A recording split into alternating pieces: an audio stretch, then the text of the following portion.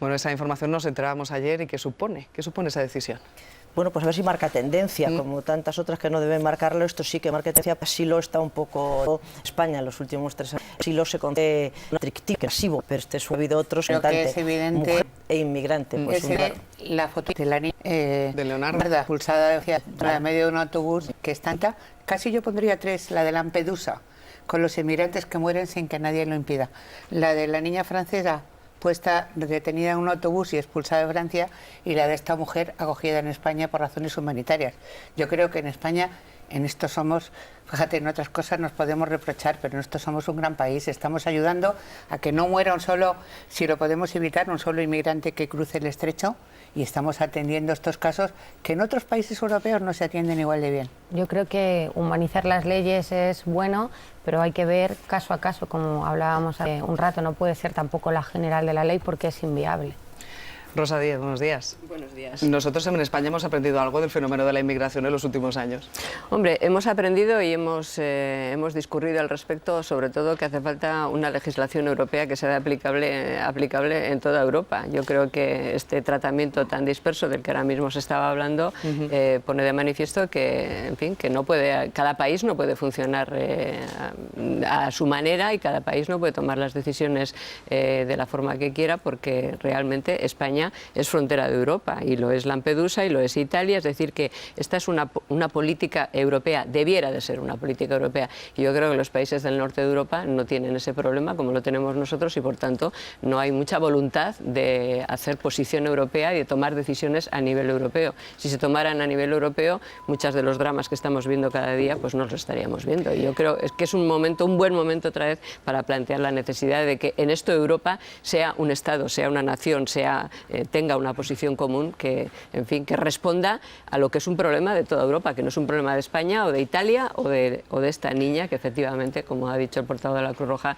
reúne en sí misma, digamos, en fin, las 3 mayores debilidades o los 3 mayores riesgos: mujer, inmigrante y pobre. Las 3 cosas, porque los inmigrantes ricos no tienen ningún problema. Ayer estuvimos pendientes de Estrasburgo, hoy en cierta manera de rebote en la Audiencia Nacional por esa decisión que tome la Audiencia a la Sala de lo Penal sobre la etarra Inés del Río. ¿Cómo se puede aplicar el fallo de Estrasburgo, en este caso sin violentar a las víctimas, que era lo que usted decía ayer? ¿Cómo se puede conseguir eso? ¿Es posible? Bueno, yo creo que sí, creo que es posible. ¿Cómo? Que España tiene que hacer con este fallo del Tribunal de Derechos Humanos de Estrasburgo lo mismo que ha hecho con los fallos anteriores, por ejemplo, con el fallo del 2009 en relación con la ilegalización y la disolución de Batasuna, o con el fallo del 2013 en relación con la disolución e ilegalización de ANV. Aplicarlo estrictamente a esos 2 supuestos, o sea, estrictamente a Inés del Río, porque España no ha generalizado esos 2 fallos, a pesar de que en los fallos, por ejemplo, en el considerando 88 del fallo que tiene que ver con Batasuna, el Tribunal de Derechos Humanos de Estrasburgo explicaba que los estatutos de los partidos políticos no son lo único que ha de tener en cuenta los tribunales para legalizarlos o no legalizarlos, que la no condena de los atentados es causa suficiente para disolver un partido político. ¿Qué ha hecho España? Los tribunales españoles no han extendido esa doctrina con carácter general a los partidos políticos. No, estoy explicando exactamente qué ha hecho. Partidos políticos que se podrían ver afectados por la sentencia del 2009 y del 2013 están hoy en las instituciones. Bueno, porque los tribunales españoles no han extendido la doctrina, simplemente se la han aplicado al supuesto exacto: Batasuna, ANV. Batasuna y otros 2 partidos. No, yo pido que pase eso. Yo no sé lo que va a pasar, pero pido que se aplique con el mismo criterio que se ha aplicado esas 2 sentencias que acabo de citar, que se le aplicaron única y exclusivamente al partido político sobre el que se pronunciaban. En este caso, el tribunal se ha pronunciado sobre Inés del Río. Bueno, pues sobre Inés del Río, los demás, cada uno es un supuesto distinto, porque también cabe recordar que el Tribunal de Derechos Humanos no ha anulado una ley española, porque la doctrina Parot es jurisprudencia, o sea, es una interpretación del Tribunal Supremo del 2006 respecto de cómo se aplica o no los beneficios penitenciarios. No es una ley, el Tribunal de Derechos Humanos no ha dicho va en contra, es una ley que va en contra del convenio, no, una interpretación de un tribunal en un supuesto, que es el de Inés del Río, o sea, no ha anulado la doctrina Parot, o sea, que se lean, por favor, la gente que está poniendo ese titular, que se lea lo que dice el Tribunal de Derechos Humanos, que se lo lea. Entonces, que se aplique en el caso de Inés del Río, por supuesto, con todas las precauciones debidas. Por eso la Sala lo va a analizar, sí. En fin, desde las multas que se le impone al Gobierno, al Estado, a pagar a la terrorista, como otras cosas. Y en lo demás, pues el mismo criterio que ha tenido España. Usted es lo que le pide al Gobierno, pero es lo que le pide al Gobierno. Si ayer hacemos caso a lo que escuchamos por parte de los ministros de Justicia y de Interior, dejó claro, o por lo menos dio un paso al frente, dijo: señores, ni indemnizaciones ni tampoco homenajes. Eso quizás un poco ya responde su pregunta o su petición. Bueno, es que ni indemnizaciones ni homenajes es lo mínimo de decencia. Quiero decir, ya no es el derecho, es la decencia, o sea, la mínima decencia, el mínimo respeto a la dignidad. Pero es que homenajes no se debían de permitir nunca, o sea, y de hecho hemos visto demasiados homenajes, estamos viendo demasiados homenajes a terroristas y terroristas que están en la calle porque se iban a morir y que están inaugurando ricotabernas, en fin, ya estamos viendo bastantes cosas indignas. Pero además ni homenajes ni indemnizaciones, lo que yo planteo es ni automatismo ni generalización. El mismo criterio que han utilizado los tribunales españoles, que por cierto son los que han ido aplicando esas dos sentencias que cito, del 2006 y del 2013, confirmatorias de otras sentencias anteriores, porque quiero recordar que esas sentencias de estas dos fechas se producen porque los partidos políticos afectados recurren y en recurso el tribunal confirma que la legislación española es la correcta. Pues lo mismo, o sea, no se extendió, no se generalizó, no se aplicó con carácter general a Sortu, ni a Bildu, ni a Mayur, ni a nadie, no, ahí están en las instituciones y ahí, en fin, si uno lee las sentencias, pues se encuentra pues eso con declaraciones clarísimas. Ustedes que siguen Crónica Parlamentaria lo saben, clarísimas de, en fin, que España lo tiene que hacer en defensa de la democracia, que la no condena es suficiente en sí mismo para ilegalizar a un partido político y disolverlo, que no solamente hay que ver lo que hacen, sino lo que no hacen, y los silencios también son condenatorios. Hay muchos supuestos que son idénticos a los supuestos que nosotros pedimos que se apliquen en el caso de Bildu, en el caso de Mayur. Nos dicen que no se puede generalizar. Bueno, pues en este caso, ¿por qué no se puede generalizar cuando afecta a partidos políticos que han sido y son correa de transmisión de los terroristas, y ha de generalizarse cuando afecta a terroristas y a los criminales más sanguinarios de la historia de la democracia en España? Porque estamos hablando de eso, de los criminales más sanguinarios de la historia de la democracia en España, terroristas y no terroristas. ¿Qué piensa usted cuando escucha al PNV decir que lo que sucedió ayer, esa decisión, en este caso de Estrasburgo, va a ayudar al proceso de paz en el País Vasco? Pues que arriman el ascua a su sardina, que aquí cada cual, pues en fin, los que están en la lógica de que el terrorismo tuvo digamos, explicaciones políticas, pues cada cosa que ocurre, pues la interpretan en su criterio y desde su perspectiva.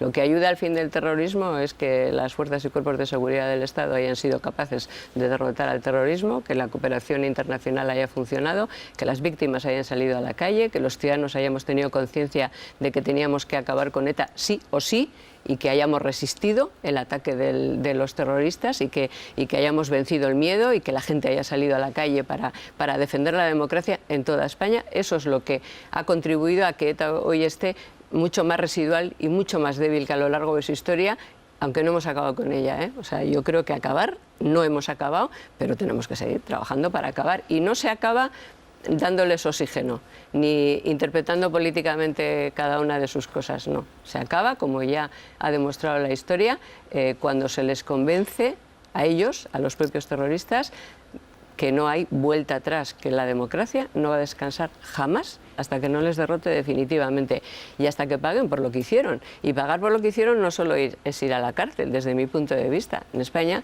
lo he dicho más veces, sé que a mucha gente no le gusta, pero lo voy a volver a decir, en relación con el terrorismo y con el fin definitivo de ETA, en España hace falta un Nuremberg, en el que, además de condenar a los criminales, se condene su historia. El Nuremberg no se limitaron a condenar a los criminales, se condenó toda su historia que tenía de exterminio y de terror, que tenía un objetivo político, exterminar al disidente, exterminar la sociedad plural y democrática. El objetivo de ETA ha sido exterminar la sociedad plural y democrática. La forma de hacerlo era el crimen, pero el crimen no era el objetivo, el crimen era el instrumento. Bueno, pues esa es la historia que nosotros tenemos que seguir haciendo y que seguir demandando, y el relato, el verdadero relato. ¿A qué atribuye Rosa Díez ese aparente perfil bajo del PNV en materia soberanista? Bueno, que ya tuvo su plan Ibarretxe y ya salió escaldado. Quiero decir que el Partido Nacionalista Vasco ya hizo este recorrido que culminó en el 2005. ¿Cree que tiene dónde mirarse, señor Artur Mas? Bueno, está siguiendo los pasos del Partido Nacionalista Vasco y del lehendakari Ibarretxe, lo está haciendo a su manera en una sociedad en la que, como no hay terrorismo, pues las cosas son más fáciles en el sentido de que la gente se suma, creo yo, con más facilidad, y también quizá porque no hay terrorismo, que no es un tema menor, digo, la diferencia, pues la reacción de los que creemos que ese es un plan ilegítimo, el plan de Artur Mas, digo, ilegítimo y antidemocrático no porque apela a tener una autonomía por encima de la ley, sino porque establece diferencias entre ciudadanos, antidemocrático en el sentido que decide no respetar la Constitución y romper la comunidad política española de ciudadanos españoles. Bueno, y Mas lo hace, más sobrado, permítanme la expresión, porque enfrente también la gente se moviliza menos. A ver, a mí, por ejemplo, me llama muchísimo la atención y me perturba muchísimo de decir que no haya un relato frente al nacionalismo, que no haya un discurso. Es decir, que hay un discurso nacionalista en Cataluña y hay una ausencia del Estado que no rebate ese discurso nacionalista, que es un discurso emocional y que no requiere un discurso emocional, sino un discurso lógico, un discurso teórico, un discurso político con mayúsculas. Fíjense lo que ocurrió la semana pasada en el Congreso de los Diputados. Yo lo pongo como ejemplo porque tiene que ver con lo del plan Ibarretxe. El plan Ibarretxe empezaba en su preámbulo, si recuerdan ustedes, apelando al derecho a decidir, igual que el plan de Artur Mas. Empezaba por ahí. Ibarretxe vino al Congreso de los Diputados en el año 2005 y había un punto en el orden del día, un único punto, que era reforma del Estatuto de Autonomía del País Vasco. Los diputados que allí estaban presentes y los partidos políticos, fundamentalmente el PSOE y el PP, no se lo tomaron como si fuera una reforma del Estatuto, porque no era una reforma del Estatuto. Lo mismo que lo de Artur Mas, no se lo puede uno tomar como si fuera un debate entre una comunidad autónoma y el Gobierno. ¿Qué pasó? Que vino Ibarretxe, que por el Gobierno le contestó el presidente del Gobierno, entonces José Luis Rodríguez Zapatero.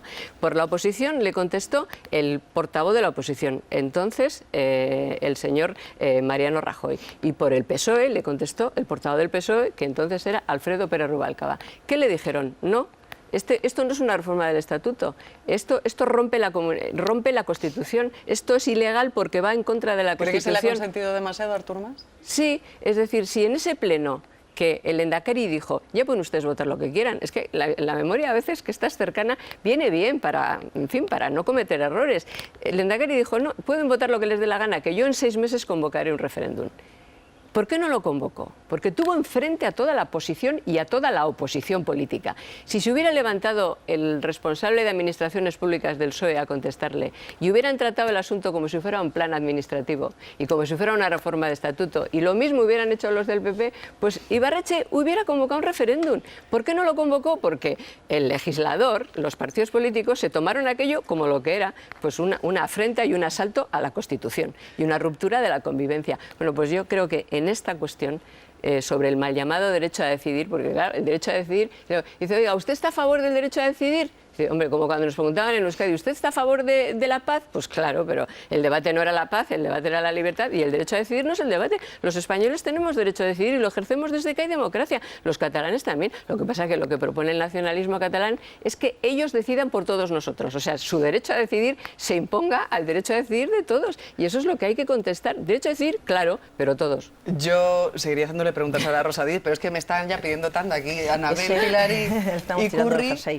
Sí, ese debate que dice la señora Díez de 2005 realmente fue memorable, fue una trascendencia muy importante, y entonces se puede deducir que su punto de vista es que también venía precedido, de cierto susto, por decir, qué debilidad de la democracia española que ha consentido que llegue hasta aquí. luego se ha visto que fue positivo, porque efectivamente el Sí, señor pero el Ibarretxe... Partido Popular, quiero recordar, Sí. votó en contra, Votó en contra, en la votó en Junta de contra. Portavoces y Sí, en la mesa de efectivamente. que se debatiera el asunto en el Pleno. Tiene O sea, usted es razón. que, Y luego le para dio revisar. oportunidad al señor Rajoy para hacer un Hizo un discurso excelente. excelente discurso. Entonces, desde su punto de vista, la pregunta es, ¿usted cree que no hay que asustarse, hay que apurar y consentir, incluso propiciar que llegue el plan más al Congreso de los Diputados y que ahí se discuta? A ver, si llega el plan será porque más decide que llega. O sea, no podemos Sí, no evitar puede que llegue o provocar que llegue, porque si no lo quiere, que llegue, digamos, mandado por la Generalitat. Mandado por la Generalitat. Eso Llegará es, si ellos deciden que llegue. Ahora, nosotros, humildemente, desde Unión Progreso y Democracia, que no somos más que un partido político pequeño, hemos planteado ese debate en el Congreso de los Diputados y la semana que viene se va a tener que votar una moción. Es decir, que si el Congreso de los Diputados, aunque no lo haya traído más, tomara una decisión unánime o muy mayoritaria en relación con lo que significa el derecho a decidir, pues a más le quedarían las cosas claras y a otra mucha gente, que no es más, es decir, al conjunto de españoles que están pues perplejos porque no hay una respuesta suficientemente clara en términos políticos. O sea que el Congreso la semana que viene se tendrá que pronunciar sobre algo elemental. La vigencia del 1.1 y 1.2 de la Constitución, el derecho a decidir es de todos los españoles, el futuro de España nos afecta a todos, por tanto lo decidimos entre todos. Y si hay allí una cosa seria en ese sentido, bien fundada, bien acordada, pues en fin, yo creo que la Generalitat está haciendo cosas porque no tiene claro si le van a permitir o no hacer la siguiente. Usted ha descrito muy bien cómo fue el debate del plan Ibarretxe. Salió el presidente del gobierno, le dijo que no, luego salió el líder de la oposición, le dijo que no. ¿No cree usted que el problema que tenemos ahora es que el gobierno está a favor de decir que no, pero el Partido Socialista está en una situación ambigua y que si el Partido Socialista apoyara ahora mismo el no, muy clarito con el gobierno, ¿estaría detenido Artur Mas? Pues mire, déjeme que le dé la vuelta al asunto. Acabo de recordar que el Partido Popular no quería que llegara el plan Ibarretxe al Congreso de los Diputados. No, votó en contra. Pero como el Partido Socialista se puso firme, aquí iba a llegar, no le quedó otro remedio que sumarse. Entonces, si el Gobierno de la Nación se pone firme en esta materia, al Partido Socialista no le quedará otro remedio que sumarse. O por lo menos vamos a intentarlo. No, es mi opinión, ¿eh? O sea, que la firmeza, cuando alguien tiene las cosas claras y determina cómo actuar, también arrastra a los demás. El hecho que el plan Ibarretxe, usted lo acaba de plantear, sucedió justamente de esa manera. Si el Partido Socialista no hubiera tenido las ideas claras, pues el Partido Popular, que no quería que se debatiera en el Congreso, pues hubiera conseguido que no se debatiera. Fíjese qué bueno fue que el Partido Socialista, en ese caso, en fin, que no siempre, en ese caso tuviera las cosas claras y elevara el nivel. Y saliera el presidente del Gobierno a discutir la mayor. Y esto no es una reforma del Estatuto de Autonomía, que es lo que hay que discutirle a Mas. Oiga, esto no es el derecho a decidir, es que usted está dando un golpe a la Constitución, está vulnerando la Constitución y no se lo vamos a permitir. Y cuando le quede claro que no se lo vamos a permitir, ya verá cómo no hay que hacer mucho más. Yo quería preguntarle por otro tema que va a estar en los próximos días de actualidad y que también es muy importante, que es la reforma de la ley del aborto. Quería saber la postura que tiene UPyD y si cree que hay que reformar y endurecer los supuestos de la actual ley.